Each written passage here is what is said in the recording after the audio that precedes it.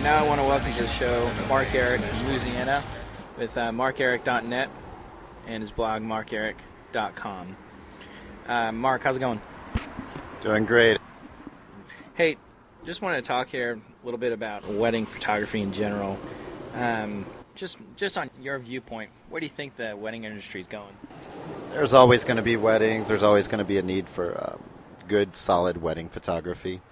I think as digital photography advances in technology, as we're seeing more and more people get interested, cameras become cheaper, the means to create great images becomes easier. So I think we're going to see a lot of people in the industry, which we already have. What can we see in the future for ME? In the future, I think one thing we've been seeing is beginners getting into photography, not really knowing what they're doing, buying a great-looking website for pretty cheap, pretty reasonable, but not really being able to deliver the quality of work that brides deserve. I think in the future there needs to be some sort of accountability, something to qualify photographers, something solid for brides to look forward to or to look at and say, yeah, this photographer's been around, he's qualified, this is who we need to book with. I think there needs to be some kind of defining line, and how to do that, I don't know, but I believe in the future that needs to happen. You also have, you're on an adventure right now, you have 3 websites going: Trash Address, DBUI, which is don'tboxusin.com, and LGT, Let's Get Trashed. What's the future of those 3 websites? Do you have anything in the works that are coming up? Going to incorporate them, or are you going to... We're in the process. I think Trash Address has been a great site. It's been a huge buzz builder for photographers all across the world, really. And I think Trash Address is probably a buzzword. I think trashing the dress is a fad, but I believe the term is. So that may die off. We are in the works of coming out with a new site, maybe to incorporate all 3. The Let's Get Trashed site for seniors. Some photographers are giving us heat over the name because it associates with alcohol. We may try to turn that around and join up with like Alcoholics Anonymous or some kind of advocacy group that fights alcohol and teenage drinking abuse. Maybe do stories of alcoholic families or something. Just something to turn that around. But we do want a site for seniors, a cool site where the best senior photographers in the world come together and put their work on one site. As huge as Trash Address was with weddings, you can quadruple that with seniors. Seniors see their pictures on a site worldwide. If they get recognition and their photographer gets recognition, I just think that would take off. It could be really huge. With no dress trashing required, just a cool site for solid senior photography. Don't Box Us In, Sophie from the UK has done a great job with that. It's really taken off. It's an inspirational site for photographers to go to, read bios about other photographers, see how they're inspired, see some of their work. And we have some plans in the works for that site. And Ross with Flow Sites is actually working on new sites for us right now. So look for those to come out pretty soon. We're looking for some really cool stuff. Let's talk a little bit more about Flow Sites. They're helping you out with this new website, and from what I've seen, pretty cool stuff that are coming out of the UK. Yeah, a young man named Ross is over that, and he freelances a lot of stuff to some designers here in the States as well as other parts of the world. Great delegator, and he's very talented. Is in the works for Ross because he's coming out with some really cool stuff. The stuff he's shown me, just the drafts for the new websites for us, have really blown me away. I got a question that's been on a lot of photographers' minds out here, not so much in New Orleans where we're sitting. We're actually sitting down here in New Orleans on, I believe, Magazine Street, and it's a cool little town, cool little suburb that's outside of the French Quarters quite a bit. Kind of get away from that spring break atmosphere. We're sitting at Theo's Neighborhood Pizza.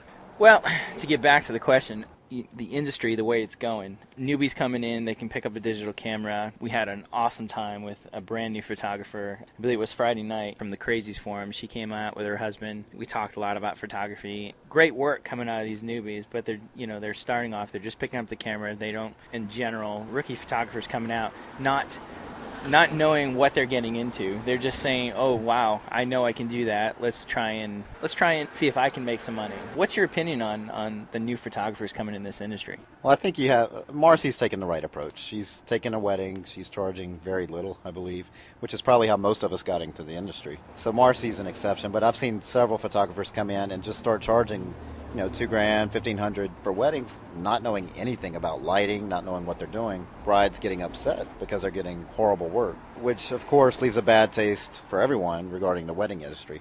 That's why I believe we need to come together and come up with some sort of accountability, some sort of qualification that brides can go to. See if a photographer really is worth his salt. And newbies are great. All of us were newbies at one time. They have to have something to look forward, something to strive for. Perhaps a network of photographers that they could second shoot with, intern with, and once they reach a certain point, they'd be accepted to an association or some type of list that brides could go to and know that they're getting a solid photographer. Let's talk about Heather, your wife, which is a lot of us in this industry. We're lucky to have our spouses some way involved in the business. I know Allison is one of the big parts of why I'm successful. She handles a lot of the incoming calls and emails and all the little stuff that would drive me absolutely freaking nuts if I had to take care of it. What does Heather play in this role? Is she involved with the business? Is she kind of on the inside? She do editing? What's your viewpoint and what's Heather's role in this business? Heather is a godsend. I really couldn't make it without her, and I know Allison is for you as well. Give kudos to her for just putting up with you. She has to be a great lady. But no, I know I've met Allison through Skype, and I know she's a great lady, and you're fortunate to have that on your side. I feel the same way. There's things in the business that I just don't like doing. You have to. I am a relational photographer with my clients, but I don't like the initial phone calls, so Heather pretty much takes care of that for me. Billing, the numbers. She even does editing. She's gotten better than me at editing, which isn't saying a lot. But she's taken over that role, just freeing me up to shoot and create and do what I love doing. And I really couldn't make it without her. She still has a full-time job. She still does all this.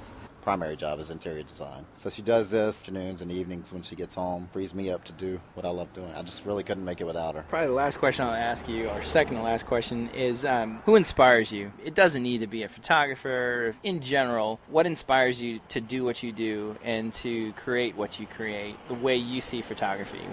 Who and what inspires you? It sounds cliche, and I know it is, but my clients really do inspire me. Early on, I took on weddings because, as all of us do, friends getting married, they know we're a photographer. Maybe it's something we can try our hands at just to see if we like it. One of my early clients, maybe my third or fourth wedding, I don't quite remember, her dad had cancer. Everyone knew he was dying. They weren't sure if he was going to make it to the wedding. He did. No hair. He'd been through the chemo and everything. He was barely hanging on to life, made it to his daughter's wedding. And I was able to capture one shot of the bride at the altar, focused on her dad right behind her, kind of flattened image with a telephoto lens, so they were stacked on each other. You could see him wiping a tear from his cheek. She's in the foreground. And it was just one of those shots. Knew I had the shot, but I knew it was more than just a shot. It was something that would mean so much to her. That's when I really got it. So now, I look for things in my clients to inspire me. If we do an engagement session after our initial consult, we'll get into their life. What are your hobbies? Here in Louisiana, it's always hunting and shopping. I had to break that barrier. And we'll get a little deeper. What do you like doing? Well, one of my last couples, they love to travel. So we started going into, how cool would it be to go to an airport and get some shots next to an old antique plane, or get one of those motorcycles with a sidecar. Just get into my clients' lives and see what they're all about and draw inspiration from that, and that carries over into some conceptual shooting, and really helps out on the wedding day as well. So you don't pre-plan anything. You actually go with what they're showing you, what you're feeling. Yeah. What's in your bag? What do you carry to a wedding? What's your favorite tool in the bag? Oh, the 5D is my weapon of choice. Behind that, I have a 30D right now, so we'll be upgrading soon when the new products come out. 70-200 was in my bag until I dropped it, and the front glass came off a few weeks ago. Very rough on my equipment. I just got the 135-20. I love it. Very sharp, tack sharp, and I may not replace it with the 70-200. I may just stick with the 135. 85-12 for portraits. Very slow lens, but images are butter. 28-18, mostly for group shots, and 17-40. Of course, I use Canon strictly, 580s for lighting. That's about it. What would you do? How do you light a reception? I know that's a big question out there, too, on a lot of newbies. You set up strobes, you set up flashes with Pocket Wizards, or you pretty much on the fly with on camera? I'm usually on the fly with on camera. I do have a 580 setup, slave and master, running off 2 or 3 580s background. But generally, I just drag the shutter, on camera, diffuse flash, get some of that nice warm ambient light behind them coming in. It's how I light a reception generally. Of course, I'm always looking to balance if I can, and that's not always the case. So you just have to take it each reception at a time. But I usually stick with the 580s. I do have photogenic strobes. I rarely bring them, hardly ever. It just takes too much time. Exactly. And you're pretty much a one man show at the wedding, right? Unless you're bringing an assistant, or sometimes even I heard that Heather tags along too. Heather tags along on bridals mainly. I kind of got into this thing as a documentary shooter, and I've been learning the ropes. I'm becoming more creative and more artistic. I have been over the past year. Heather is fantastic at posing people. Oh yeah, I've seen some of the shots she set up. They're amazing. Yeah, so I forgot to throw that in earlier, but really, Mark Eric Photography is really Heather. I just clicked the shutter. You just push the button. Exactly. I see. Well, that's all we got time for today. I want to thank Mark Eric for taking his time to his very busy schedule to come out here and actually sit down and just a small part of his world with everyone. And you can probably reach this on my blog, www.jkdphoto.blogspot.com. Thank you.